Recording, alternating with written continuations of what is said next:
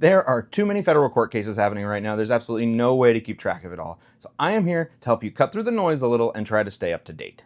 I'm Brian. This is the morning report for July 31st, 2025.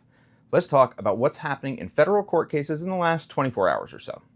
Now, I'm going to start with two federal funding cases, and these are cases where the administration has either withdrawn funds or is making them contingent on something, but I want you to keep your eye out for something. Note kind of a key difference in the tone between these two. I won't go into too much detail, but you'll see more of a 10th Amendment approach from a state or local government.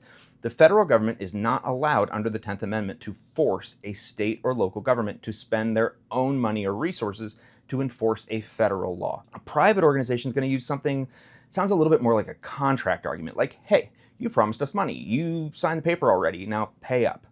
And you'll also see separation of powers arguments about who is supposed to actually sign the checks.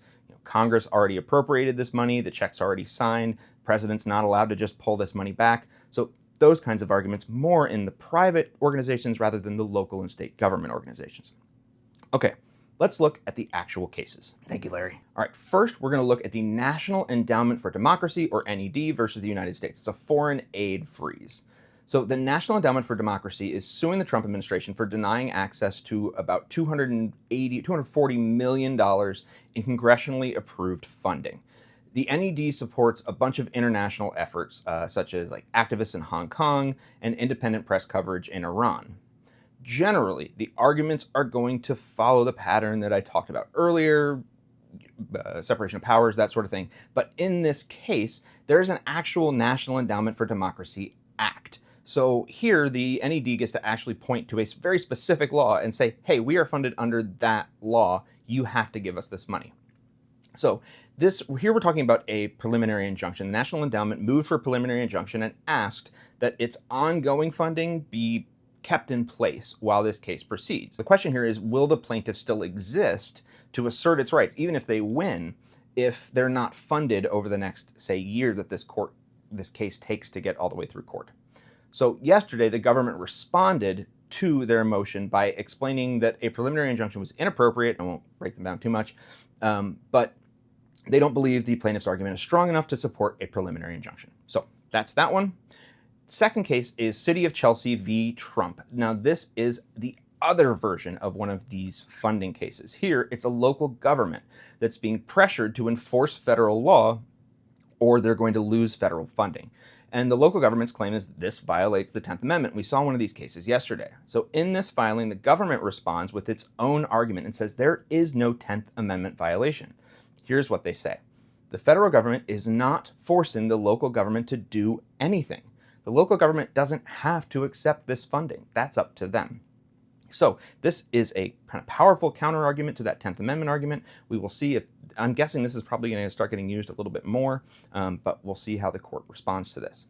Okay, now we're going to talk about two cases related to the birthright citizenship executive order. First one is a little bit more straightforward than the second, even though they're both a little messy. So the first one is OCA-APAA v. Rubio. It used to be the Organization of Chinese Americans. That was the OCA part. And the APAA part is the Asian Pan-American Advocate. There are a couple of things to note here. First, there is an order from the judge in this case that sounds really, really annoyed with the government. Apparently, there was this big filing the government was supposed to make, and the day before it was due, or one business day before it was due, they requested an extension. But they're also not complying with the judge's orders. And the judge sounds kind of ticked. And she's a Trump appointee. So this is certainly not, there's no discussion of this being political. So this is just a little part of the angry rant in the order. It sounds unhappy, but she says, defendants continuing inexplicable failure to comply with the court's standing order. Defendants have not shown good cause for a further extension. I mean, she goes on, she's not happy. But she granted the extension anyway. And yesterday they filed the response. But along with that filing, the government also filed a motion to dismiss and a motion for summary judgment. Here's the thing. All three filings are exactly 56 pages and have suspiciously similar tables of contents. It is possible that they just kind of took the same document and made a couple little adjustments to it and turned it in 3 times. We will see. If this judge is already annoyed with them, I would not poke that bear. All right, the second birthright citizenship case is a follow-up to CASA. That's the big case that went to the Supreme Court, and that honestly, I'm still a little bit confused about, and it doesn't sound like I'm the only one, so I feel a little bit better. This is CASA v. Trump. Yesterday, the Court of Appeals in the Fourth Circuit dismissed an appeal and sent it back down to the district court for further proceedings. And I read all the way through the docket, and I have no idea what's going on. It gave me a headache. But it kind of sounded like the judge who wrote the final order dismissing this also wasn't really sure what was going on. It seems like the courts aren't entirely sure what to do with this CASA ruling, and I've seen that in other cases, but here, this is the actual CASA ruling, so they are very stuck to whatever the Supreme Court said and the exact wording of whatever the Supreme Court said. And so she's trying to figure out what to do with this, and it's kind of a mind bender.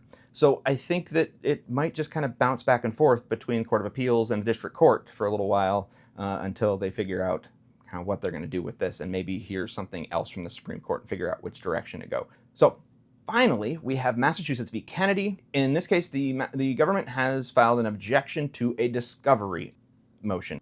So discovery is the part of the case where evidence is requested from one side, turned over to the other. That's called discovery, and there's usually a lot of procedure here because everybody fights over what's going to get turned over and what isn't. So here, the government is objecting to expedited discovery.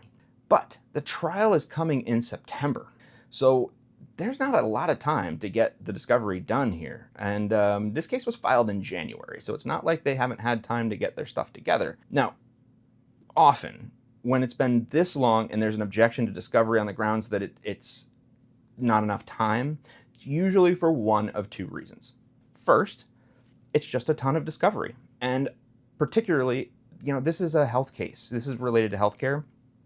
There's a possibility that a lot of the discovery involves people's private information, and so they may have to go through it and redact everybody's private health information out of this. That's one possibility. That is a fully legitimate possibility. The other possibility is that this is some kind of a ploy. Sometimes there's something in the discovery that one side doesn't want the other side to see or something like that. So slowing things down might just be a way of winning. It might be a strategy. So who knows? Again, we're going to see what the court says here. Okay, that's sort of a quick run through of what happened yesterday and a little bit this morning. Please follow me for more information about the law and government. Watch these videos, comment on them, like them, get them out there so people will see them. And if people watch them, I will keep making them. All right, thanks everybody. Have a great day.